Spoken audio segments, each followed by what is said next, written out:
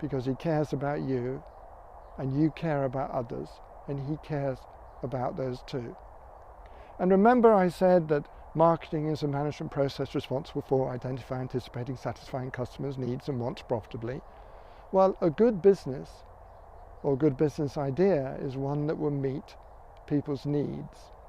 So looking out for needs that exist in areas in which you might like to work or provide, going back to football clubs and how they can help the homeless, how they can deal with construction firms and build properties for the poor, how they could really benefit, apart from having a new striker who might win a few games, score a few goals, get a few extra points, which will please the supporters, many of whom may never ever have been to the football ground because they're overseas, for example, or they live a long way away.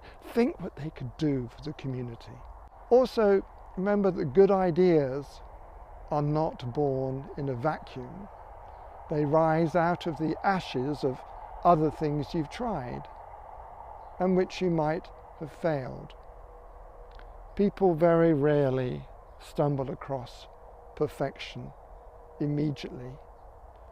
The right business, the right market, the right products, the right employees, even the perfect arrangement of plants in the garden.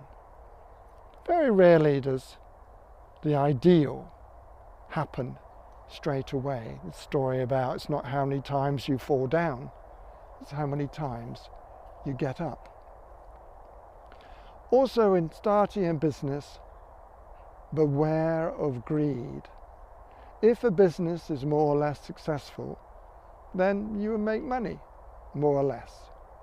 And try to be emotionally detached from the money, so you don't obsess over sales revenue, spreadsheets and bank balances. Money is an excellent servant. Somerset Maugham likens it to a sixth sense, without which one cannot properly appreciate the other five. But it is an insatiable master. He who loves money will never have money enough. Now in my own case, I've got 74, 75 courses, something like that. And I look at sales volume, not so much for the revenue, I'm not particularly interested in the revenue, but I like to see how many people are actually enrolling in my courses and actually doing them. If you're familiar with my courses, you'll know that I quite often post statistics and say, look at all these people who've enrolled, and hardly anybody looks at any courses, or hardly anybody looks at any lectures, and those that do look at lectures don't do any work, and those that do some work don't comment on the educational announcements. Those that do comment on the educational announcements and do the homework and watch the lectures, have they got the diploma? And that's why I put the Oxford diploma in every course as a reward, to give people who do bother to go through the courses a sense of achievement, of recognition for themselves. But in addition, one of the problems that Udemy students and other platforms have is course collection. How many courses do you have? How many courses have you actually looked at recently? How many have you started? We're not talking about the ones where you've done the whole course, the 50-hour course in one day. You probably can't manage properly 2 or 3 courses at any one time.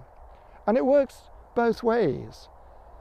Whatever courses you're on, do you often post in the QA? And does the instructor respond, or in the Facebook group, or however you're able to communicate? And that's important. So by going on about students who don't start, or students who don't seem to try hard enough, it's your choice. You bought the course or you got it for free, you have lifetime access. Really, I'm trying to stop you restricting your own study because you are simply collecting all these courses, because they're free or they had the word sale in the title. And a business will not be devoid of hassle, no more than any other vocation on earth. In the world you will have trouble, as is warned by virtually every spiritual leader. However, with a certain detachment you can conduct your business in peace because one lives in Christ at a very good address indeed, is the Christian doctrine. Definitely on the right side of the tracks. One can train oneself to work at a steady, measured pace without overworking at the expense of rest, relationships and physical health, back to self-care. The next lecture is looking at Islam and leadership. Thank you.